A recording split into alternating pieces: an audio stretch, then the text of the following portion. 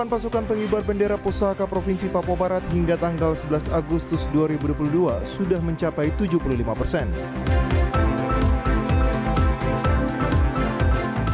Komnas HAM meminta penjabat Gubernur Papua Barat seriusi pelanggaran HAM di Papua Barat.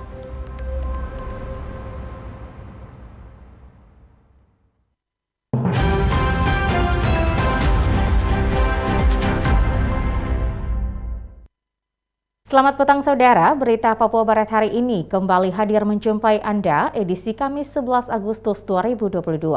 Sejumlah informasi dari daerah di Papua Barat akan kami hadirkan untuk Anda. Bersama saya Maria Talim Bekas, inilah Papua Barat hari ini selengkapnya.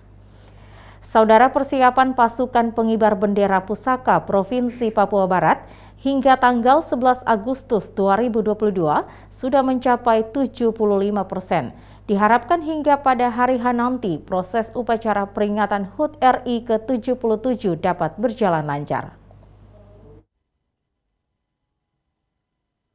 Sejak 23 Juli hingga 11 Agustus 2022, persiapan petugas Paskibraka Provinsi Papua Barat terus melakukan latihan di lingkungan kantor BPMP Provinsi Papua Barat.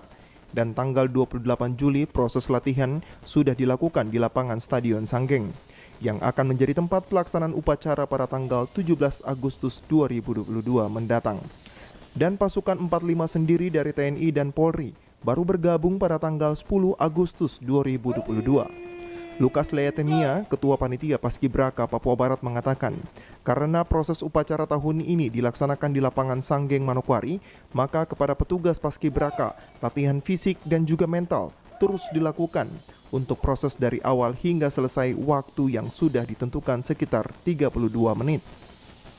Itu pintu gerbang belakang dan mereka akan keluar setelah melaksanakan tugas akan keluar di sebelah kanan saya di tribun belakang. Ini jaraknya cukup jauh sehingga memang menguras fisik daripada adik-adik ini. Sehingga latihan fisik dan itu memang betul-betul kami siapkan dan mental adik-adik karena untuk tahun ini upacara pertama kali akan dilaksanakan secara lengkap, artinya tidak ada pembatasan sehingga ini juga sangat berpengaruh kepada mental adik-adik dan kesiapan karena semua akan melihat dari tribun untuk upacara ini. Itu yang menjadi perhatian kami sekarang, bagaimana meningkatkan mental dan konsentrasi daripada peserta Paskibraka. Pelatih sudah mengukur bahwa dari masuk sampai keluar itu waktunya 32 menit. Dari masuk sampai proses bendera naik itu keluar itu 32 menit. Lebih lanjut disampaikan untuk kendala yang dihadapi, pada hari pertama ada peserta yang sakit, namun dapat segera diatasi. Persoalan lain adalah makanan yang tidak cocok dengan peserta. Namun dalam berjalannya waktu selama 1 minggu, dengan dukungan dari tenaga medis saat ini, semua masalah dapat diatasi dengan baik. Kendala-kendala khusus untuk peserta, memang waktu minggu pertama mereka baru mulai menyesuaikan dengan kondisi, ada yang secara fisik ada yang sakit, ada yang ada gangguan penyakit bawaan, ada. Tapi cepat kita bisa segera atasi. Menyangkut makan juga ada, mereka punya pantangan-pantangan. Ini juga ya menjadi catatan kami untuk ke depan. Untuk waktu seleksi ini hati-hati kita di sini. Karena kita tidak terlalu memperhatikan hal-hal yang sangat kecil ini. Untuk itu ke depan mungkin tim lengkap antara lain dari tim dokter ini semua harus ikut terlibat di dalam seleksi ini sehingga kendala-kendala tadi tidak terjadi untuk ini. Tapi puji Tuhan sisa 1 minggu ini semua bisa teratasi. Kita punya tim medis selalu kontrol. Untuk latihan sendiri sudah dilakukan sejak pagi hari, yakni dengan berolahraga, dilanjutkan dengan persiapan, dan jam 8 semua anggota Paskibraka sudah berada di lapangan Sanggeng untuk melakukan latihan dan proses latihan dilakukan dari pagi hingga sore hari. Jimmy Tabisu, TVRI Papua Barat melaporkan. Selain itu, Saudara, pasukan pengibar bendera pada tanggal 17 Agustus 2022 Provinsi Papua Barat telah melaksanakan proses latihan Paskibra sejak tanggal 24 Juli 2022. Dan saat ini latihan yang dilakukan adalah penyesuaian dengan tim 45 dari Satuan TNI dan Polri. Pasukan pengibar bendera Paskibraka yang akan bertugas pada peringatan HUT ke-77 Republik Indonesia pada 17 Agustus mendatang terus melakukan kesiapan dengan melakukan latihan di Stadion Sanggeng, Manokwari. Latihan mulai dilakukan sejak pukul 8 pagi hingga pukul 17 atau jam 5 sore dengan pelatih anggota TNI dari Kodam 18 Kasuari. Serma Prapto sebagai pelatih menjelaskan proses latihan Paskibraka telah dimulai sejak tanggal 24 Juli 2022 sehingga kesiapan telah mencapai 90%. Dan saat ini latihan yang dilakukan adalah penyesuaian dengan tim 45 dari Satuan TNI dan Polri. Pertama puluhan itu tanggal 25 Juli.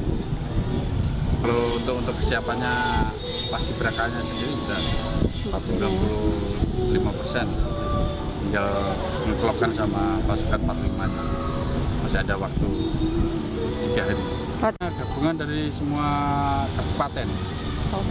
Ada yang mengirimkan 2, ada yang mengirimkan 1, ada yang mengirimkan 4. Mungkin lebih jelasnya nanti sama Dispora. Kami di sini cuma Kesiapan pasukan pengibar bendera Provinsi Papua Barat yang telah mencapai 95% tentu melewati latihan yang serius karena sejak awal mereka didasari dengan latihan baris berbaris. Formasi dari pasukan pengibar bendera tidak berbeda jauh. Namun khususnya pasukan 45 akan diikut sertakan dalam barisan saat pengibaran bendera berlangsung. Latihan yang sudah kami laksanakan itu mulai dari pengenalan baris berbaris. Terutama kami melaksanakan teori praktis dulu yang kami berikan kepada mereka. Dari mereka yang tidak memahami sekali bagaimana teknik-teknik untuk misalnya hadap kiri atau hadap kanan, itu kami berikan teori praktis, kemudian dipraktekkan masing-masing, kemudian kita praktekkan sama-sama sehingga bisa mereka menemukan begini caranya yang benar untuk misalnya hadap kiri atau hadap kanan. Kemudian dengan gerakan-gerakan berikutnya dan seterusnya kami laksanakan seperti itu sehingga mereka bisa mengerti. Untuk formasi kita tidak melenceng jauh dari apa yang ada di Istana Merdeka. Memang ada sedikit perbedaan itu ya cukup wajar lah. Seperti contoh formasi 45 ini yang dulunya kita tidak tampilkan mereka, sekarang kita tampilkan mereka untuk sama-sama menghadap ke arah podium. Jadi seperti itu. Pasukan pengibar bendera merupakan gabungan dari pelajar tingkat SMA dari seluruh kabupaten kota di Papua Barat. Dan yang bertugas sebagai pembawa baki adalah mereka yang berasal dari Kabupaten Kaimana dan Teluk Wendama. Arina Irianan, TVRI Papua Barat melaporkan. Saudara, jelang perayaan HUT RI ke-77, ornamen bendera umbul-umbul merah putih mewarnai sepanjang jalan dalam kota Manokwari. Sedangkan di lapangan Sanggeng terlihat antusias warga yang sedang membersihkan lapangan.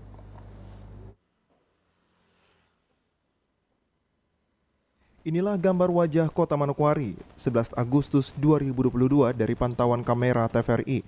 Di sepanjang jalan dalam kota Manokwari terlihat bendera, umbul-umbul, serta ornamen bernuansa merah putih sudah berjejer di sepanjang jalan utama.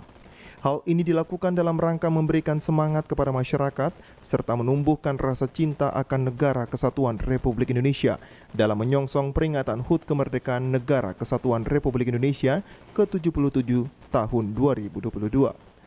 Proses pembersihan dan juga persiapan terus dilakukan di lapangan Sanggeng, tempat pelaksanaan upacara bendera pada tanggal 17 Agustus 2022 mendatang.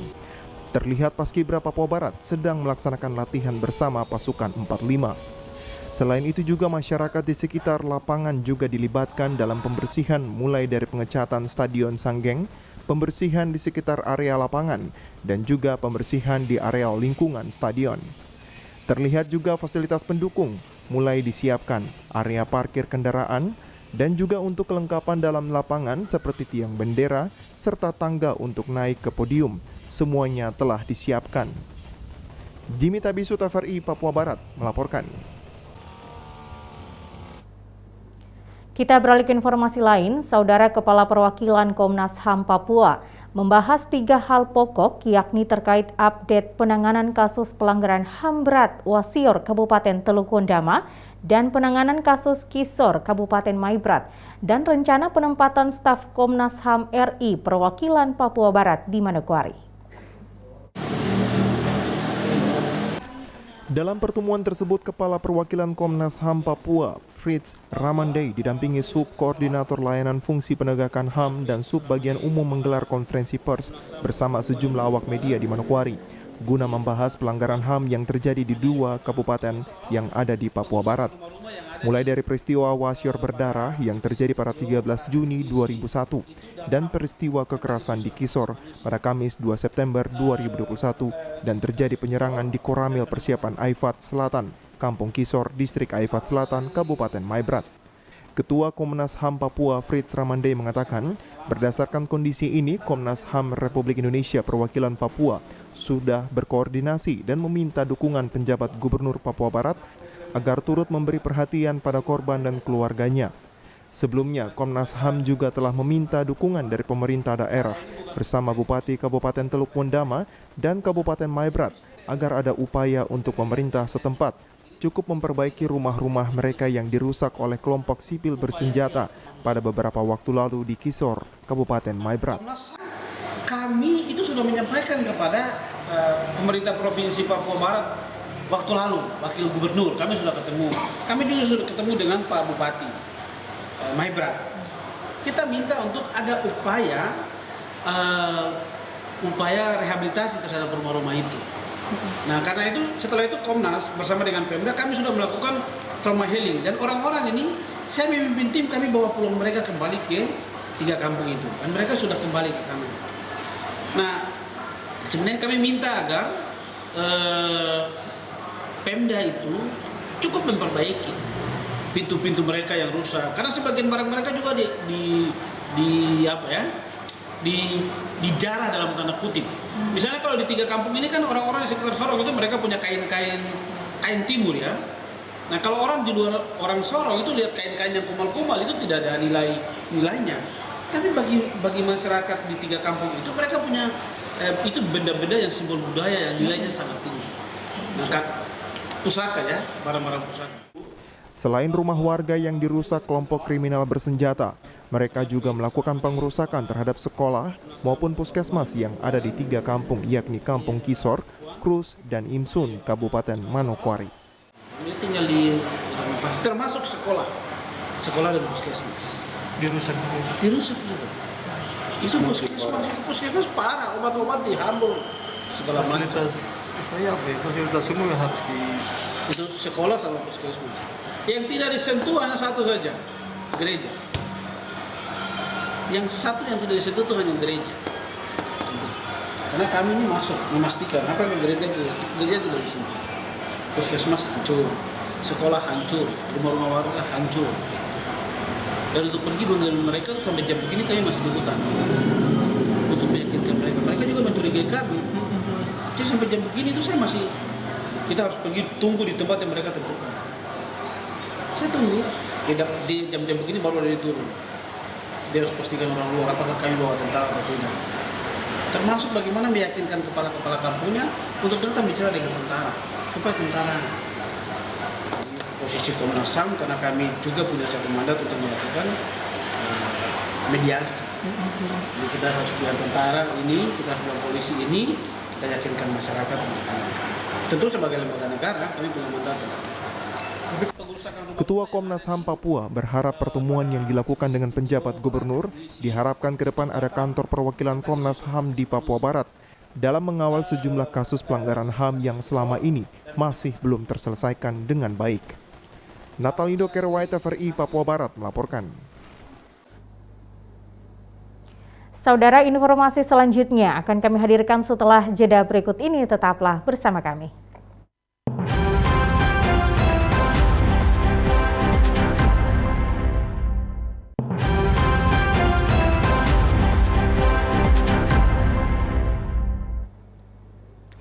Terima kasih Anda masih bersama kami. Saudara, Kapolda Papua Barat menyambut baik produk pemuda inspirasi Papua dalam mengembangkan produk karya anak negeri supaya dapat bersaing dengan produk lainnya yang ada di daerah lain. Peran pemuda Papua Barat dalam mengembangkan produk lokal karya anak asli Papua terus digalakan seperti tepung sagu, sabun sirbe, abon kepiting, keripik keladi dan rumput kebar serta produk lainnya. Kali ini produk karya anak negeri ini mendapatkan perhatian positif dari orang nomor 1 di Kepolisian Daerah Papua Barat dalam mendukung karya anak Papua agar dapat bersaing dengan produk lainnya yang ada di luar Papua.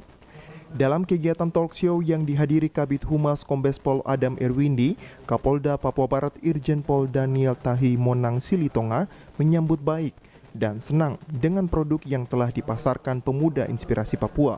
Diharapkan ke depan menjadikan Papua yang lebih hebat dengan memiliki produk-produk lainnya yang sudah ada lebih dahulu. Karya dan pengorbanan mereka Papua Barat. Pertama mereka datang ke saya tidak tahu apa mereka salah jalan atau apa. Sebenarnya itu bukan urusan saya, tapi saya pikir dari niat mereka datang ke saya, orang baru, dan mimik mereka saja memang mereka pengen ada orang yang mereka ajak berpartner lah. Menurut saya sebagai anak bangsa, saya juga sebagai Kapolda, saya menyambut ini dengan sukacita. Saya senang melihat mereka yang berprestasi, mengabdi buat bangsa, mengabdi buat Papua. Sementara itu, Koordinator Papua Muda Inspiratif Simi Bonggoibo menyampaikan terima kasihnya kepada Kapolda Papua Barat yang telah mendengar aspirasi mereka selama ini, sehingga hari ini pemuda Papua Inspiratif bisa diundang ke Polda Papua Barat untuk mengenalkan hasil karya mereka. Simi berharap ke depan karya pengembangan produk dari mereka ini bisa memacu peran pemuda Papua lainnya yang ada di luar sana untuk dapat berkembang. Ini kami datang ke Bapak Kapolda, dan satu hal yang luar biasa mungkin teman-teman pers juga perlu tahu bahwa Bapak Kapolda menjawab itu. Beliau menjawabnya dengan mengundang media yang begitu banyak untuk mempromosikan barang-barang kami ini. Padahal kami juga sebenarnya, kapan ya suatu saat ada yang bisa membantu kami. Ternyata itu dijawab sama beliau, dan kami rasa ini salah satu hal yang bisa terus jadi pemacu buat semangat buat teman-teman ini supaya mereka tidak merasa sendiri.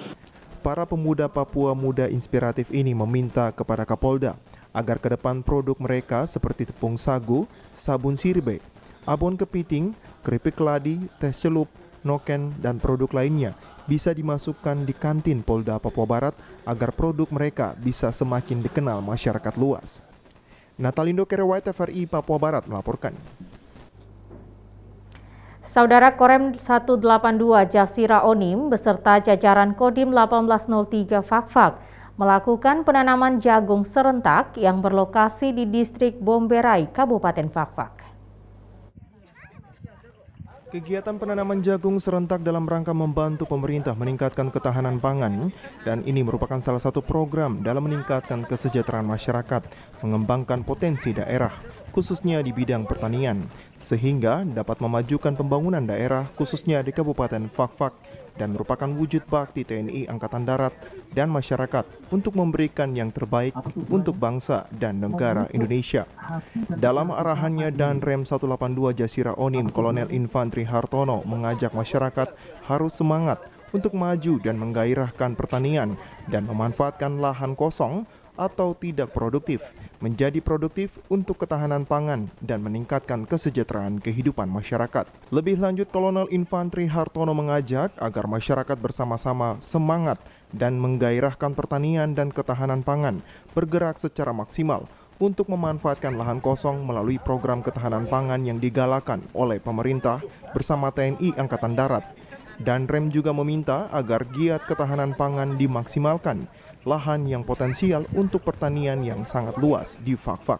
Selain itu, Danrem juga menyampaikan ucapan terima kasihnya kepada unsur terkait dan Pemda Kabupaten Fakfak dan seluruh jajaran Kodim di bawah Korem 182 Jasira Onim yang sudah memberikan andil dalam mensukseskan program ketahanan pangan yang digalakan oleh TNI Angkatan Darat. Untuk diketahui bahwa luas lahan yang ditanami jagung di 2 lokasi di distrik Bomberai seluas 4 hektar dan penanaman perdana sudah dilakukan pada hari Senin tanggal 8 Agustus 2022 lalu. Dari Kabupaten Fakfak, Frans Tamaela, TVRI Papua Barat melaporkan.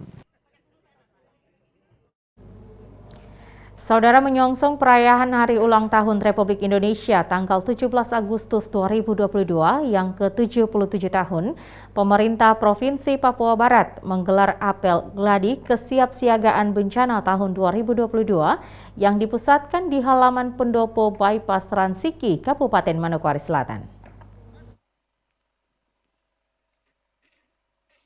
Menyongsong perayaan Hari Ulang Tahun Republik Indonesia pada tanggal 17 Agustus 2022 yang ke-77 tahun, pemerintah Provinsi Papua Barat menggelar apel gladi kesiapsiagaan bencana tahun 2022 yang dipusatkan di halaman pendopo Bypass Transiki, Kabupaten Manokwari Selatan dengan mengusung tema Siap untuk Selamat. Wakil Bupati Manokwari Wempi Weli Rengkung dalam sambutannya mengatakan, Provinsi Papua Barat merupakan daerah yang berfrekuensi kejadian alam yang tinggi dan memiliki ancaman bencana paling lengkap.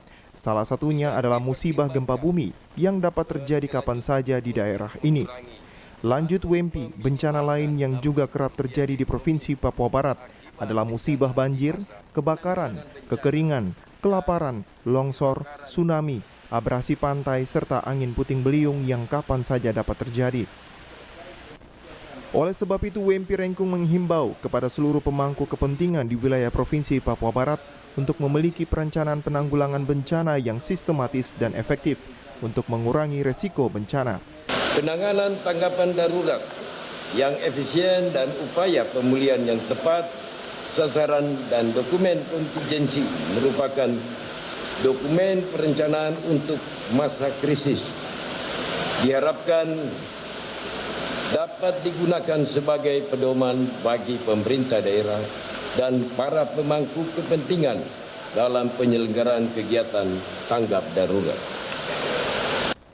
Ia juga menjelaskan bahwa bencana alam yang pernah tercatat dalam skala besar maupun kecil di Indonesia tentunya menimbulkan kerugian yang sangat besar bagi para penduduk. Oleh sebab itu, ia menyebutkan bahwa dokumen perencana penanggulangan bencana adalah dokumen perencanaan yang memuat berbagai data maupun informasi tentang risiko bencana daerah.